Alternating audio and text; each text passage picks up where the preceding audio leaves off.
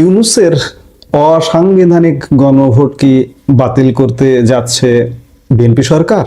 এই গণভোট অধ্যাদেশ যখন জারি হয় কিংবা গণভোট যখন জাতীয় নির্বাচনের সাথে ট্যাগ করে দেওয়া হয়, গণভোটটা আসলে আমাদের সংবিধানে নেই। গণভোট সংবিধানে একসময় ছিল, সেটি বাতিল করা হয়েছে 2012 সালে। সেই বাতিলকৃত জিনিস ইউনূস সরকার আয়োজন করেছে। বহুল আলোচিত গণভোট অধ্যাদেশ 2025 নিয়ে এখন চরম উত্তেজনা বিরাজ করছে জাতীয় সংসদে।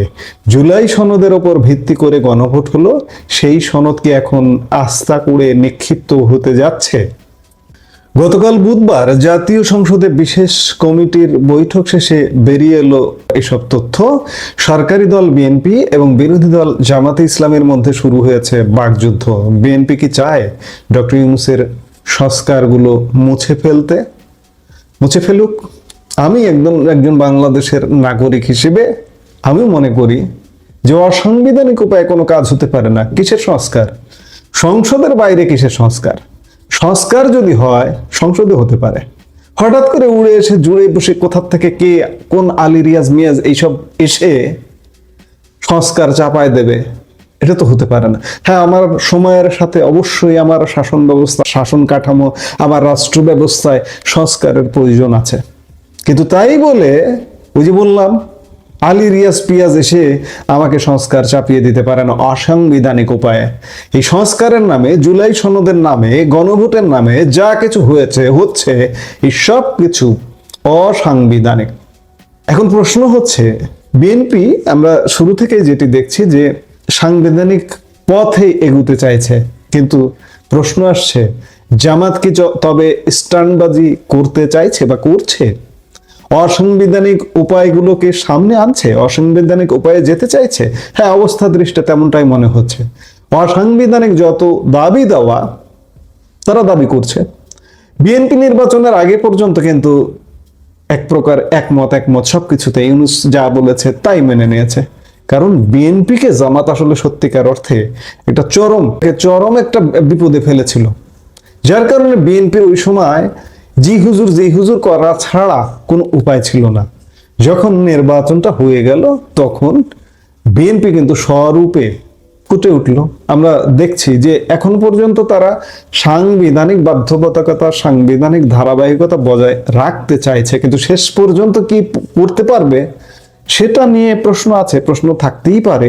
জুলাই জাতীয় সনদ বা সংবিধান সংস্কার বাস্তবায়ন আদেশের উপর যে গণভোট হয়েছে, সেই গণভোট অধ্যাদেশ 2025 নিয়ে এখন চরম টানাপোড়েন। জামায়াতে ইসলামের দাবি ক্ষমতাসীন বিএনপি এই অধ্যাদেশটি বাতিলের প্রস্তাব করেছে, কিন্তু বিএনপি সরাসরি তা স্বীকার করছে না। তারা বলছে আলোচনা চলছে, এখনো চূড়ান্ত সিদ্ধান্ত হয়নি। সংসদের 14 সদস্যের একটি বিশেষ কমিটি এখন ডক্টর ইউনূসের শাসন আমলের 133টি অধ্যাদেশ যাচাই বাছাই করছে। এই কমিটিতে 11 জন বিএনপির আর 3 জন জামাত ইসলামের। স্বাভাবিকভাবেই আনুপাতিক হারে 3 জন পেতে পারে 3 জন, 11 জন বিএনপি পেতে পারে বিএনপির। এই 133টি অধ্যাদেশের মধ্যে 113টি অধ্যাদেশ পাশের বিষয়ে দুই দল একমত হলেও বাকি 20টি নিয়েই বেঁধেছে মূল জট, যার মধ্যে অন্যতম হলো এই গণভোট অধ্যাদেশ। মজার ব্যাপার হলো এই যে 133 অধ্যাদেশের মধ্যে 113টা পাশ করবার সিদ্ধান্ত নেয়, এটা কিন্তু একটা যুগান্তকারী ঘটনা। 111 সরকারের সময়, 2007-8 সরকারের সময়, সেই সময়ও শতাধিক অধ্যাদেশ জারি হয়েছিল সেই সময়ের 2 বছরের শাসন আমলে, আর ইউনূসের 1.5 বছরের শাসন আমলে 133। সেই সময় কিন্তু এতগুলো অধ্যাদেশ পাশ করেনি আওয়ামী লীগ সরকার পরবর্তীতে ক্ষমতায় এসেছিল 111-এর পরে। ম্যাক্সিমাম 50-60টা অধ্যাদেশ পাশ করেছিল। সেই বিচারে 113টি অধ্যাদেশ পাশ করবার সিদ্ধান্ত নিচ্ছে কমিটি। এটি কিন্তু একটা বিরাট ব্যাপার। যে 20টি অধ্যাদেশ নিয়ে পাশ হবে না এমন বোঝা যাচ্ছে বা জানা যাচ্ছে, সেগুলোর মধ্যে গণভোট যেমন আছে, তেমনি আরো কিছু অধ্যাদেশ আছে, যেমন সুপ্রিম কোর্টের বিচারক নিয়োগ, গুম প্রতিরোধ অধ্যাদেশ, দুর্নীতি দমন কমিশন অধ্যাদেশ, মানবাধিকার কমিশন অধ্যাদেশ, এসব নিয়ে জামাতের অভিযোগ বলা যায় খুব গুরুতর। তারা বলছে বিএনপি এই অধ্যাদেশগুলো বাতিল বা পরিবর্তনের মাধ্যমে আগের মতোই প্রধানমন্ত্রীর হাতে একচ্ছত্র ক্ষমতা কুক্ষিগত করতে চায়। যদি তাই হয় তবে কি জুলাই অভ্যুত্থানের সেই মূল চেতনা, যেখানে ক্ষমতার বিকেন্দ্রীকরণের কথা বলা হয়েছিল, তা কি লঙ্ঘিত হচ্ছে? এটি কি জুলাই সনদের সরাসরি অবমাননা নয়? এখানে আমার স্পষ্ট কথা, এইসব জুলাই সনদ কিংবা জুলাই অভ্যুত্থান, এই অভ্যুত্থান তো আমার কাছে তো অভ্যুত্থানই নয়। আপনি যদি আমাকে জিজ্ঞেস করেন আপনি কি এই অভ্যুত্থানের পক্ষের শক্তি, আমি বিরোধী শক্তি, প্রকাশ্যে বলছি আমি বিরোধী শক্তি। এটা একটা ষড়যন্ত্র ছিল। সেই ষড়যন্ত্রের অংশ বিএনপি যদি হয়, বিএনপিকেও ভবিষ্যতে সাফার করতে হবে। কিন্তু বিএনপির এখন পর্যন্ত যেটা দেখা যাচ্ছে যে নির্বাচনের আগ পর্যন্ত তারা সবকিছুতে জি হুজুর করে গেছে, সায় দিয়ে গেছে, কিন্তু এখন তারা সাংবিধানিক পন্থায় সংবিধানের পথে হাঁটতে চাইছে। যদি হাঁটে তাহলে অবশ্যই সাধুবাদ জানাবো, আর যদি না হাঁটে সময় তার নিশ্চয়ই বিচার করবে। এখন প্রশ্ন উঠতে পারে, বিএনপি চাইলেই কি এগুলো বাতিল করতে পারবে? এখানে সংবিধানের 93 অনুচ্ছেদের একটি আইনি মারপ্যাচ আছে। সংবিধান অনুযায়ী যে কোনো অধ্যাদেশ জারির পর